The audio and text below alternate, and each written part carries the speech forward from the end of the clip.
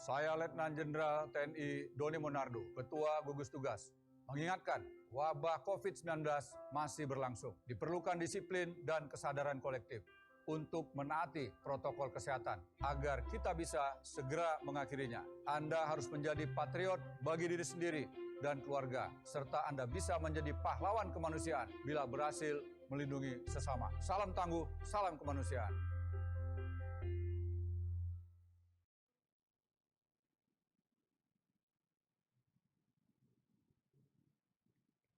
Selamat sore, saudara-saudari. Berdasarkan beberapa kajian terkini mengenai pemeriksaan COVID-19, kami menyimpulkan bahwa rapid test masih diperlukan sebagai salah satu upaya yang bisa membantu mengetahui apakah seseorang terinfeksi COVID-19 atau tidak. Seperti yang telah kita ketahui bersama bahwa sebagian dari kita bisa tidak menunjukkan gejala sakit meski terjangkit COVID-19.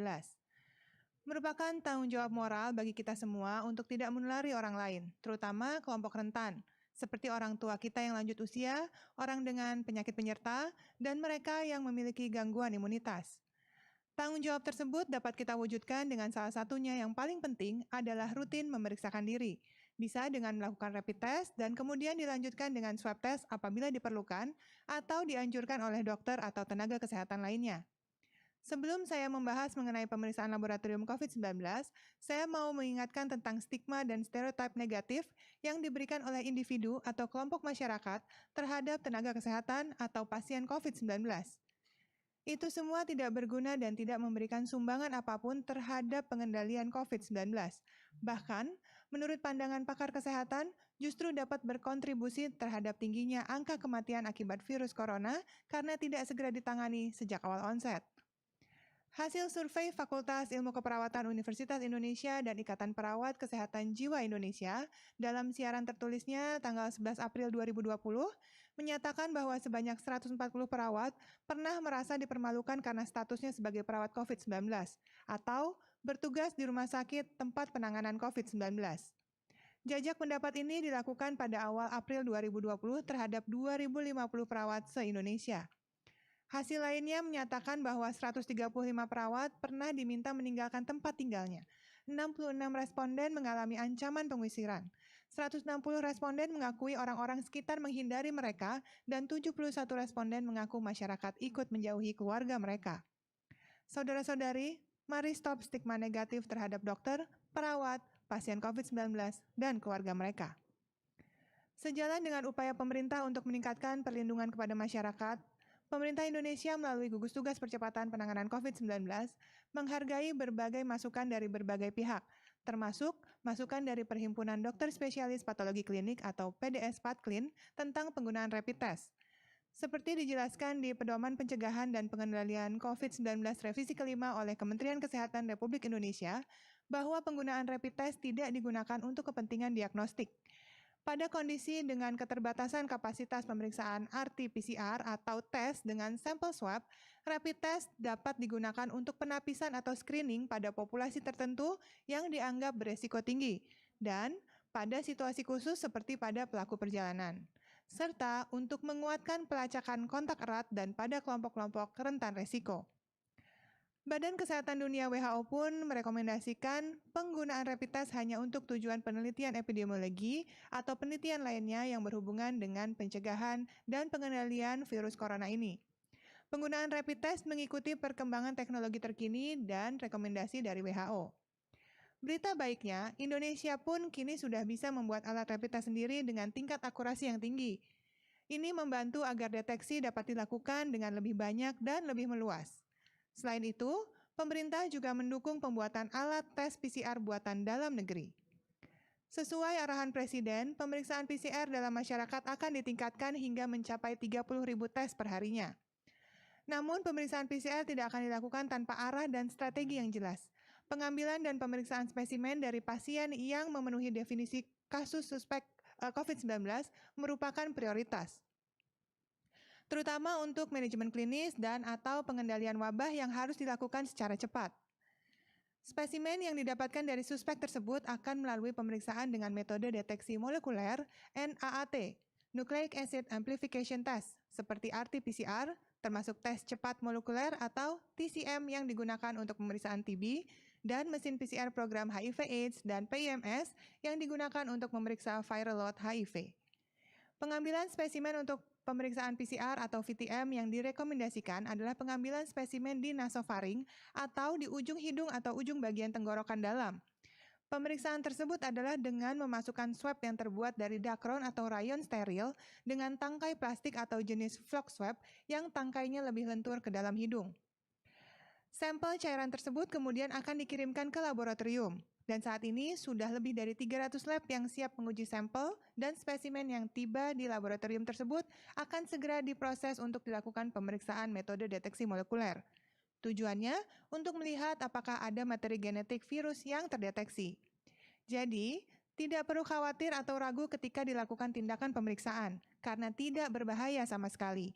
Dan ini sangat berguna untuk mengetahui status kesehatan kita. Dan yang sangat penting, agar dapat dilakukan tindakan cepat untuk mengobati apabila kita terinfeksi. Pemerintah senantiasa melakukan evaluasi terhadap berbagai peraturan atau protokol yang termasuk untuk penanganan COVID-19, yakni baik dari pengujiannya, termasuk rapid test, maupun swab. Seperti yang sudah kami tekankan sebelumnya, ilmu pengetahuan tentang COVID-19 masih terus berkembang.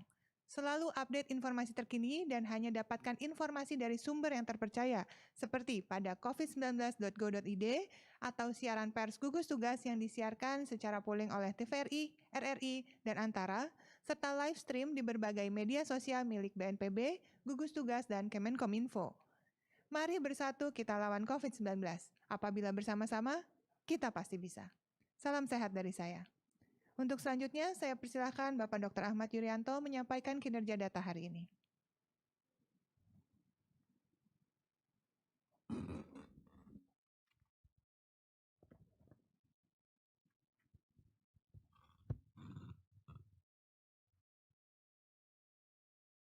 Terima kasih Dr. Esa. Saudara-saudara, hari ini kita akan kembali melaporkan tentang data yang kita dapatkan dari berbagai rumah sakit, termasuk laboratorium, termasuk dinas kesehatan yang kita himpun. Berjenjang mulai dari kabupaten kota, provinsi, dan seterusnya ke pusat. Spesimen yang kita periksa hari ini sebanyak 25.552 spesimen. Sehingga total yang sudah kita periksa sampai dengan hari ini adalah 1.201.014 spesimen.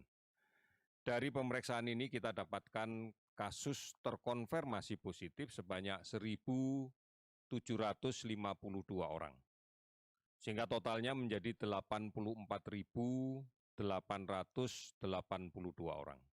Kalau kita perhatikan sebaran yang dilaporkan per hari ini sebagai berikut.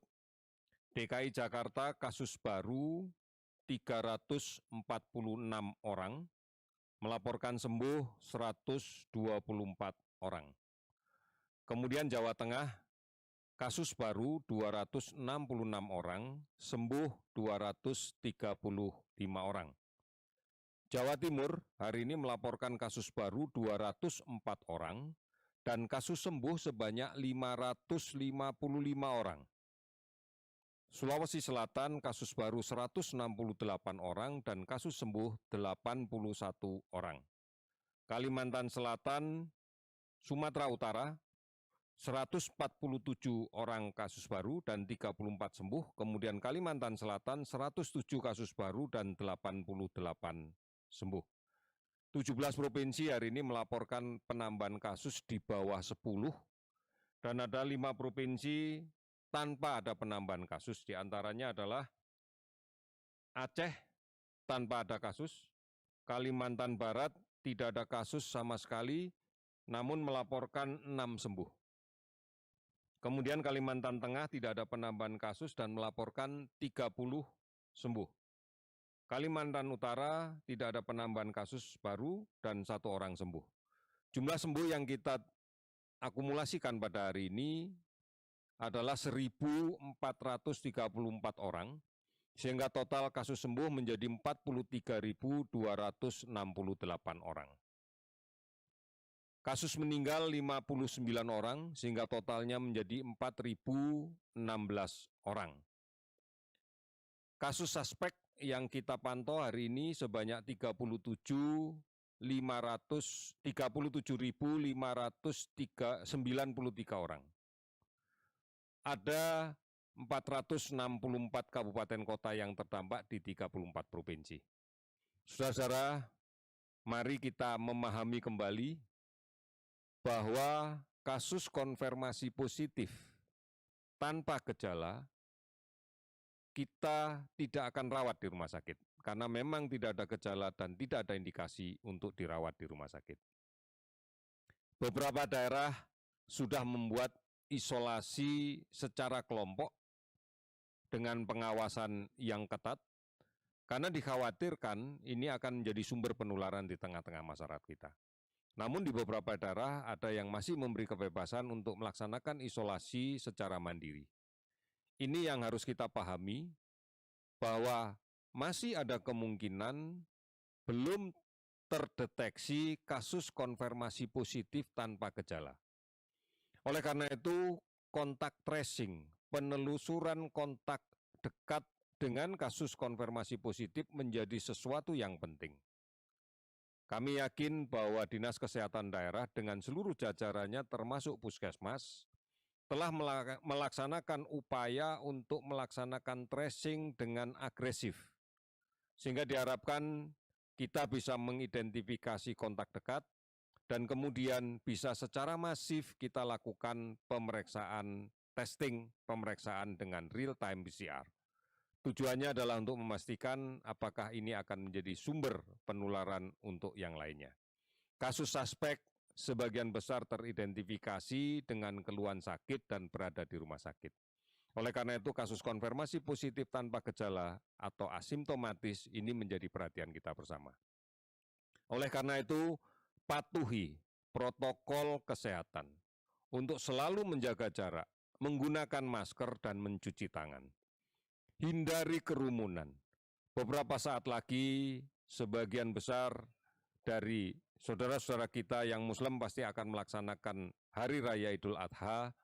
Oleh karena itu, patuhi protokol kesehatan. Tidak perlu kita membuat secara khusus, tetapi menjaga jarak, menggunakan masker, menghindari kerumunan, dan mencuci tangan harus dipatuhi. Inilah upaya yang bisa kita lakukan untuk mengendalikan sebaran COVID-19 ini. Kita lakukan bersama dan pasti kita bisa melakukannya. Terima kasih, selamat sore.